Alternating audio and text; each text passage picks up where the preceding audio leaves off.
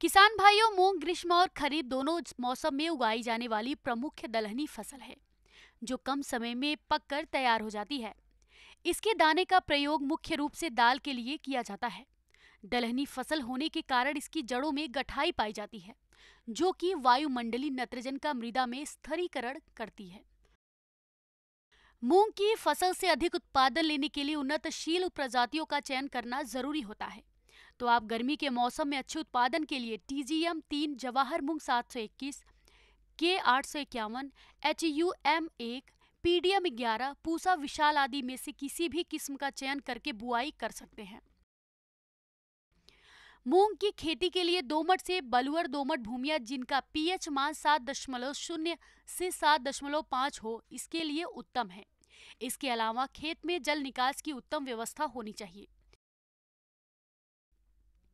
ग्रीष्मकालीन मूंग की खेती के लिए रबी फसलों को कटने के तुरंत बाद खेत की जुताई कर 4 से 5 दिन छोड़ देना चाहिए।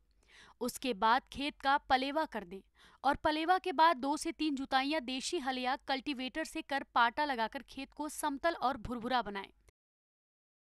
किसान भाइयों, किसी भी फसल से अधिक उत्पादन प्राप्त करने के लिए खाद और उर्वरकों का संतुलित मात्रा में प्रयोग करना होता है। इसी बात को ध्यान में रखते हुए मूंग की फसल में nitrogen 20 kilogram, phosphorus 40 kilogram, potash 20 kilogram और गंधक 25 किलोग्राम प्रति हेक्टेयर की दर से खेत की तैयारी के समय आधार खाद के रूप में उपयोग करें। किसान भाइयों, ग्रीष्मकालीन मूंग की बुआई 15 मार्च तक कर देना चाहिए। बोनी में देरी होने पर फूल आते समय तापक्रम में वृद्धि के कारण फलियां कम बनती हैं, जिससे मूंग की उपज प्रभावित होती है। किसान भाइयों, गर्मी में कतार विधि से बुआई के लिए मूंग का 25 से 30 किलोग्राम बीज प्रति हेक्टेयर पर्याप्त होता है।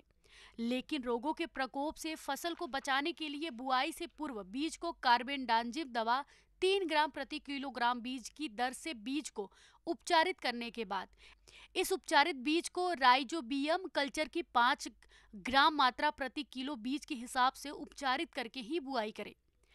गर्मी के मौसम में इस फसल से अच्छा उत्पादन प्राप्त करने के लिए हल के पीछे कतारों में बुआई करना उपयुक्त रहता है। तो मूंग फसल के लिए कतार से कतार की दूरी 20 से 22 सेंटीमीटर रखी जाती है और पौधों से पौधों की दूरी 10 से 15 सेंटीमीटर रखते हुए 4 सेंटीमीटर की गहराई पर बोनी करें। मूंग की फसल में निंदा नियंत्रण सही समय पर नहीं करने पर फसल की उपज में 40 से 60% तक की कमी हो सकती है। फसल व खरपतवार की प्रतिस्पर्धा की क्रांतिक अवस्था मूंग में प्रथम 30 से 35 दिनों तक रहती है।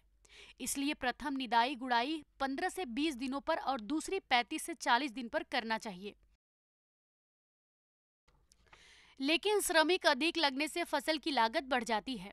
इन परिस्थितियों में निंदा नियंत्रण के लिए निंदानाशक रसायन का छिड़काव करने से भी खरपतवार का प्रभावी नियंत्रण किया जा सकता है।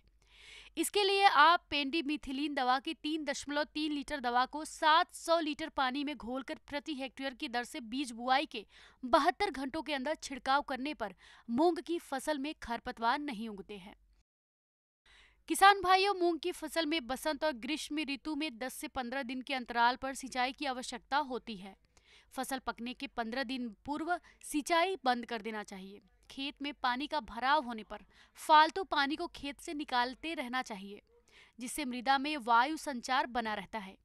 तो किसान भाइयों, इन बताई गई बातों को ध्यान में रखते हुए यदि आप गर्मी के मौसम में मूंग की खेती करते हैं तो आपको आने वाले समय में अधिक उत्पादन की प्राप्ति होगी।